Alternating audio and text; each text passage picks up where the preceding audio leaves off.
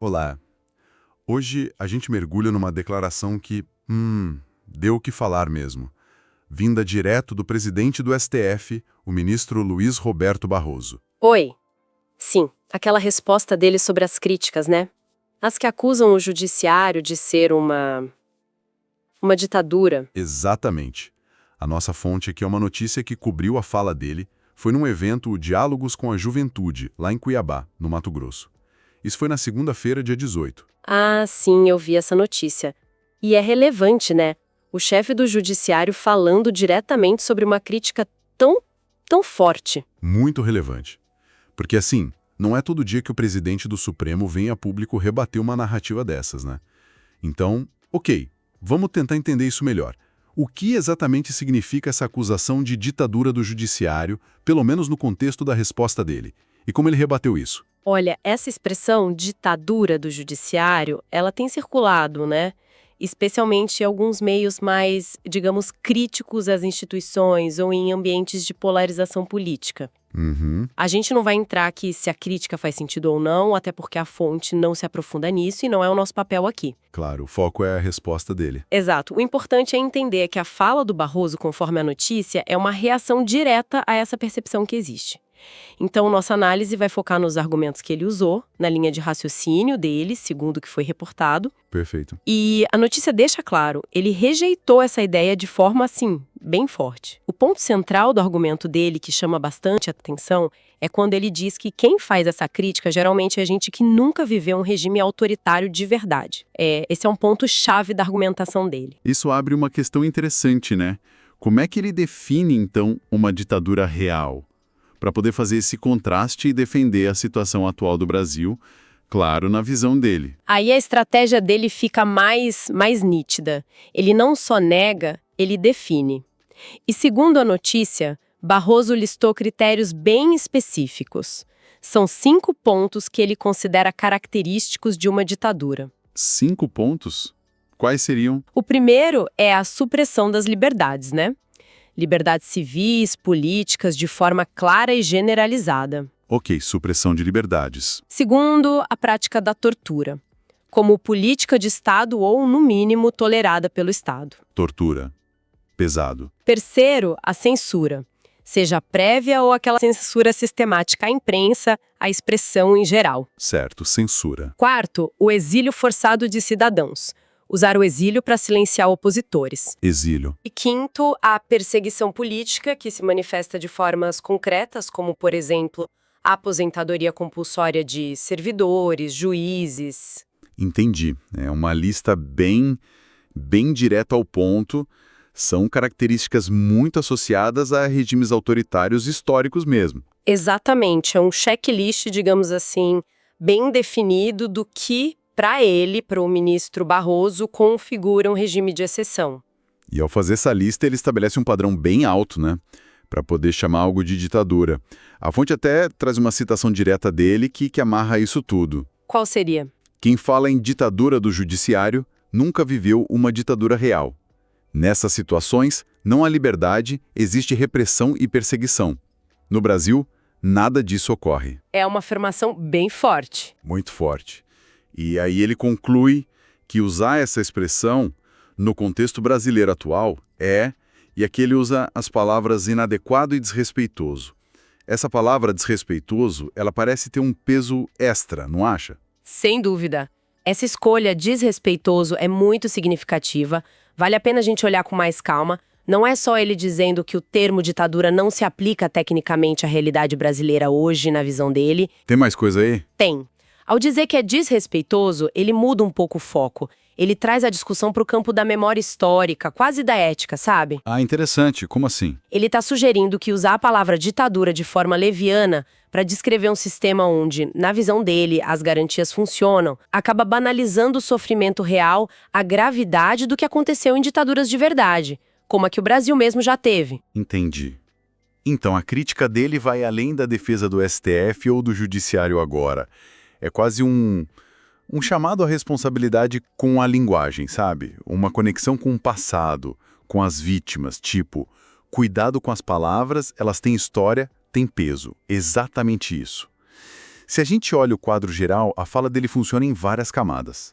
Tem a defesa institucional clara, não somos uma ditadura por causa disso, disso e daquilo, certo, 5 pontos. Isso. Mas tem também essa dimensão moral, histórica. Usar essa palavra sem critério ofende a memória de quem sofreu de verdade. É uma forma de buscar talvez um terreno comum mais amplo, né? Apelar para um valor que muita gente compartilha, o respeito pela história, pelas vítimas, para validar a posição deles sobre como as instituições funcionam hoje. Faz sentido. É uma estratégia retórica que tenta tirar o debate só da crítica pontual a uma decisão X ou Y do tribunal e levar para a natureza do regime mesmo. Exato. Tenta elevar o debate. E quando ele lista aqueles 5 pontos, supressão de liberdades, tortura, censura, exílio, perseguição, ele está dizendo implicitamente que nada disso acontece no Brasil hoje, é isso? Pelo menos não de forma sistemática e institucionalizada que justificaria usar o termo ditadura como ele definiu. Essa é a conclusão lógica que o argumento dele leva, né? Conforme está na notícia. Ele define e aí ele afirma: no Brasil, nada disso ocorre. Ponto. É uma negação direta baseada na definição que ele mesmo deu. Claro que essa afirmação em si pode ser debatida, né? Outras pessoas podem ter visões diferentes sobre se esses elementos estão presentes ou não, ou com que intensidade. Com certeza, debate público é para isso. Mas dentro da lógica do discurso dele, a ausência desses fatores é o que derruba a comparação com uma ditadura e por isso torna a crítica inadequada. Interessante a especificidade. Porque ao focar nesses 5 pontos que são realmente extremos, né? Muito ligados a ditaduras clássicas. Sim, bem clássicos. Essa definição tão específica, será que ela não corre o risco, talvez sem querer, de acabar normalizando outras formas de pressão?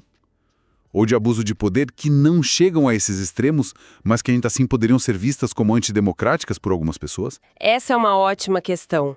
É uma implicação possível, sim, dessa estratégia de definir pelo contraste com o extremo. Quando você coloca a barra tão alta para o que é uma ditadura, você cria um espaço bem grande para situações que podem ser problemáticas para a democracia, mas que não se encaixam naquela definição restrita. Exato. A argumentação do Barroso, pelo que a fonte mostra, está muito focada em rebater a acusação específica de ditadura.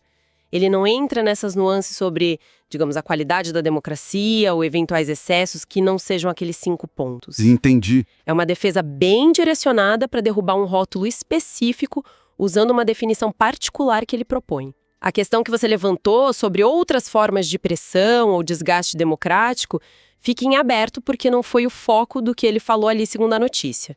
Compreendo, o alvo era o termo ditadura especificamente. Então, só para a gente recapitular o raciocínio do Barroso, como está na notícia, ele começa rejeitando a crítica, aí ele liga essa crítica à falta de experiência com ditaduras reais. Oferece uma definição bem concreta, até restrita, de ditadura, baseada naqueles 5 pontos, liberdades suprimidas, tortura, etc. Isso. Aí ele afirma que esses elementos não existem no Brasil hoje e, por fim, conclui que a crítica é inadequada e desrespeitosa com a história. E tudo isso dito num evento para jovens. E essa escolha do público, os jovens lá no Diálogos com a Juventude, isso também não deve ser por acaso, né? Pois é, o que isso sugere? Olha, falar direto para a juventude sobre um tema tão sensível assim sugere uma preocupação talvez estratégica do judiciário, ou pelo menos do presidente do STF, em tentar moldar como as novas gerações percebem o papel e a legitimidade das instituições. Faz sentido. É um público muito conectado, né? Que está exposto a todo tipo de narrativa online, muitas vezes críticas ao sistema. Exatamente. Então, ir até eles pode ser uma tentativa de apresentar o contraponto institucional direto, de certa forma, disputar a narrativa nesse espaço. Uma tentativa de construir pontes, talvez. Ou de, quem sabe, fortalecer a imagem do judiciário para um grupo que é chave para o futuro do país. Pode ser. E isso faz a gente pensar sobre como as instituições, principalmente aquelas que não dependem do voto popular, como o judiciário, Certo. como elas se comunicam e buscam essa legitimidade na praça pública hoje em dia, né? Com tanta informação circulando. É um desafio. Com certeza. E a fala do Barroso pode ser vista um pouco como um exemplo disso. Tentar usar uma linguagem direta, critérios que parecem claros e até um apelo mais emocional ou moral, que é o respeito à história, para defender a posição dele e da instituição. Se essa comunicação funciona ou não, aí é outra história. É outra história, claro. Mas a intenção parece ser essa: marcar uma posição clara para a opinião pública, e especialmente para essa parcela mais jovem. E ele faz isso no momento em que o judiciário, o STF principalmente, está num olho do furacão de muitos debates, né? Sobre limites de atuação, ativismo judicial, relação com outros poderes. Sim, total. A fala dele não vem do nada. Ela responde a um contexto de críticas que já existem, são recorrentes. Mesmo que ele tenha escolhido focar na crítica mais extrema, a de ditadura. Que talvez seja a mais fácil de refutar, usando a definição que ele mesmo colocou, né? Exatamente. Ao escolher responder à acusação de ditadura, ele pega o ataque mais radical e, com a definição que ele propõe, talvez seja mesmo mais fácil de derrubar. Ele não entrou, pelo menos segundo a notícia, nas críticas mais, digamos, sutis. Sobre decisões específicas ou possível politização.